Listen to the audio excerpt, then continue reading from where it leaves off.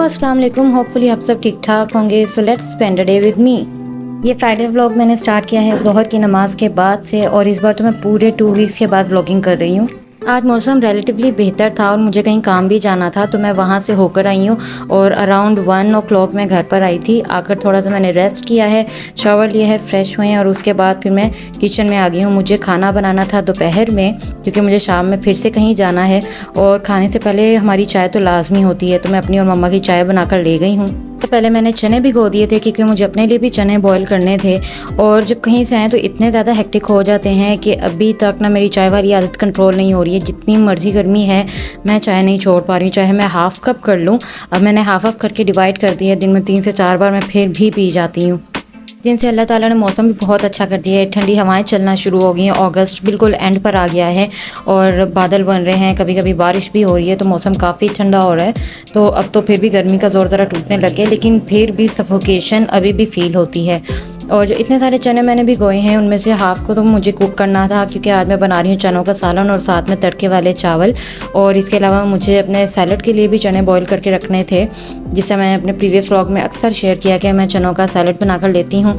तो कुछ दिन हो गए हैं कि बिल्कुल खाने पीने में कोई भी एहतियात नहीं हो रही, ठीक से खाया पिया नहीं जा रहा है, गर्मी की वजह से दिल ही नहीं करता।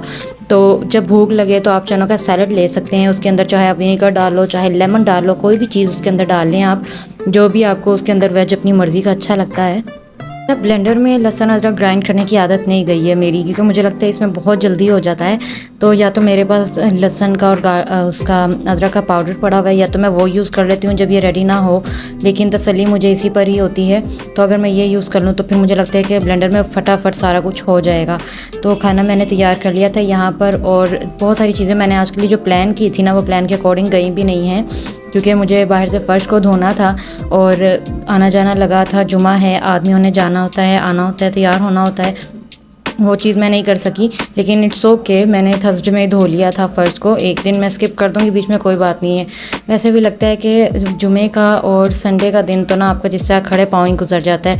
मानो कि आपने पूरे दिन में जस्ट एक काम किया है और आपका पूरा दिन गुजर गया, किधर गया कोई समझ नहीं आती है। तो फ्राइडे और संडे के लिए कोई स्पेसिफिक प्लान्स तो बनाने चाहिए भी नहीं है, मैं तो एटलीस्ट नहीं बनाती हूँ, क्योंकि आधा दिन तो मैं खुद भी घर पर नहीं होती हूँ, ना फ्राइडे को ना संडे को। अब आप बार बार सोच रहे होंगे कि मैं कहाँ जाती हूँ, हर फ्राइडे और संडे में मिसिंग होती हूँ।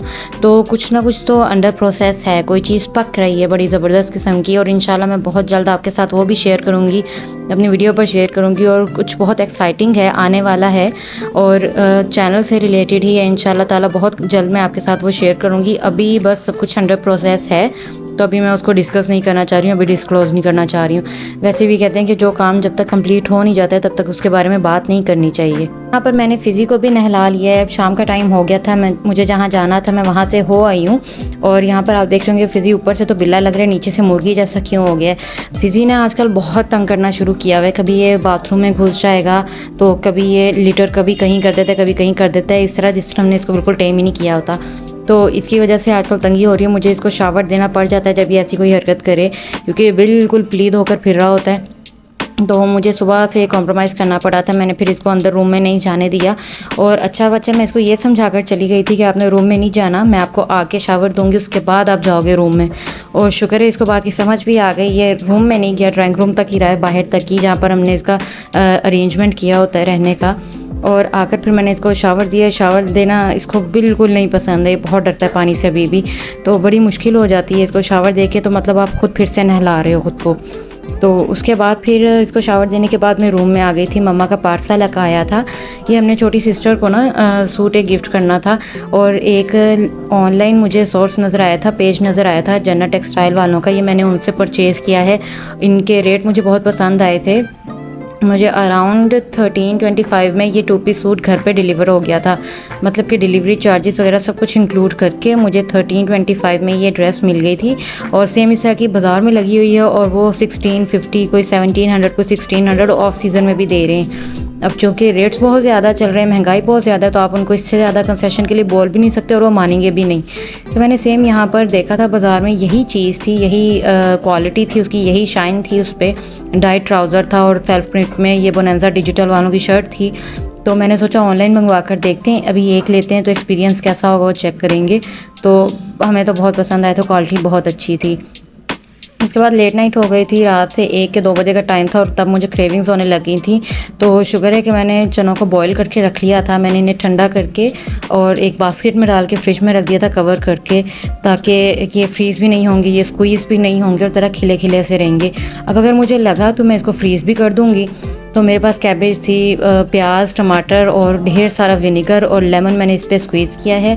फिर चाट मसाला अच्छा सा डाल दिया मैंने इसके ऊपर और नमक डाल के मैं अपनी चाट लेट नाइट बना कर ले आई हूँ। तो बग़ैर किसी टाइमिंग के, बग़ैर किसी रूटीन के अगर आपको बार-बार भूख लगती है ना, तो ये सबसे बेस्ट ऑप्शन है कि आप कुछ हेल्दी खा लें।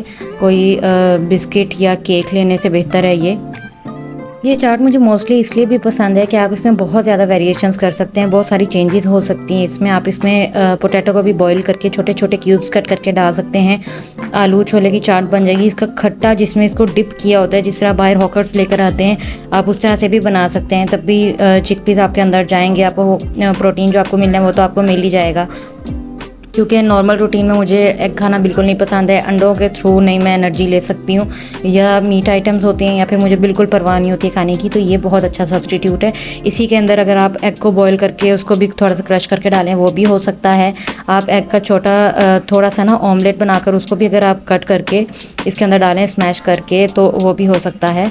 और अगर आप हाफ़ बॉयल एग इसके अंदर डालें वो भी चल सकता है, या फिर इसको डायरेक्ट इस तरह भी खाया जा सकता है। और अगर आप ब्लैक चने ले लें तो वो इससे भी ज़्यादा वो फ़ायदेमंद है, इससे ज़्यादा एनर्जेटिक है वो। लेकिन मुझे ब्लैक चनों का इतना ज़्यादा नहीं है क्रेज़, तो इसके अंदर आप लोग रेड बीन्स भी यूज़ कर सकते हैं, आप वाइट लोबिया भी यूज़ कर सकते हैं। जो जो चीज़ें इसके अंदर ऐड कर सकते हैं ना, बस करते चले जाएँ। इसी में चिकन ऐड कर लें तो आपकी ये डाइट के लिए बहुत अच्छी मील बन जाएगी और 2 से ढाई घंटे तक के लिए तो ये भूख बहुत अच्छे से कंट्रोल कर लेता है। दिन के बाद रात के टाइम पे आजकल कुछ सुकून हो रहा है, क्योंकि हमारे नेबर्स में कंस्ट्रक्शन शुरू हुई है और दिन रात बहुत ज़्यादा ठोकने की, तोड़ने की आवाज़ें आ रही हैं। दीवारें गिरा के दोबारा से वो फाउंडेशन बिल्ड कर रही हैं उसकी। और इतनी शदीद गर्मी में भी जो मज़दूर हैं उन बेचारों के ऊपर डायरेक्ट धूप पड़ रही होती है और इतनी हवा में भी उनका कुछ नहीं बन रहा होता। इतनी गर्मी में वो लगे होते हैं सुबह से रात तक के, देख देख के आपको इतना फ़ील होता है। और मुझे मेरे भाई ने एक शेर सुनाया था जो मैं आपके साथ शेयर करूंगी। मैंने कहीं रीड भी किया था कि बंदे ने रोटी की खानी, रोटी बंदा खा जाती है। तो ये वाकई ट्रू है, बहुत बड़ा सच है कि वाकई आजकल के दौर में तो ना वाकई रोटी कमाना बहुत मुश्किल हुआ है। रोटी रिस्क का जो सोर्स है ना, आप उसमें इतनी एफर्ट डाल दो कि वो चीज़ आपको बिल्कुल जस्ट भी कर लेती है, आपकी एनर्जी को बिल्कुल सॉक कर लेती है और आपके पल्ले कुछ भी नहीं रहता है। तो लेकिन फिर भी मैं कहूँगी कि जो भी चीज़ आपको पसंद है, जो काम आपको करना पसंद है, जिसके लिए आप अपना माइंडसेट एक दफ़ा बना लेते हो ना, उस पर फिर अड़ जाओ, उस पर फिर दिन रात की एक दफ़ा एफर्ट्स डालो ताकि इस तरह के लाइफस्टाइल को आप अवॉइड कर सको। इनके पास और कोई सोल्यूशन नहीं होता, इनके पास डिग्रीज़ नहीं है। तो डिग्रीज़ लेने वालों का भी खैर कोई हाल नहीं है, मगर एटलीस्ट आपको इस तरह से इतना ज़्यादा कॉम्प्रोमाइज़ ना करना पड़े, आप अपने लिए अच्छा लाइफस्टाइल बिल्ड कर सको, अपनी नस्ल के लिए अच्छा लाइफस्टाइल बिल्ड कर सको। लेकिन तालीम बहुत ज़रूरी है, मगर तालीम के साथ साथ 2-3 स्किल्स भी सीख सकें।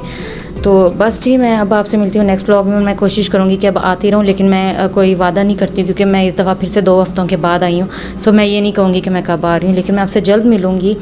और अल्लाह हाफ़िज़।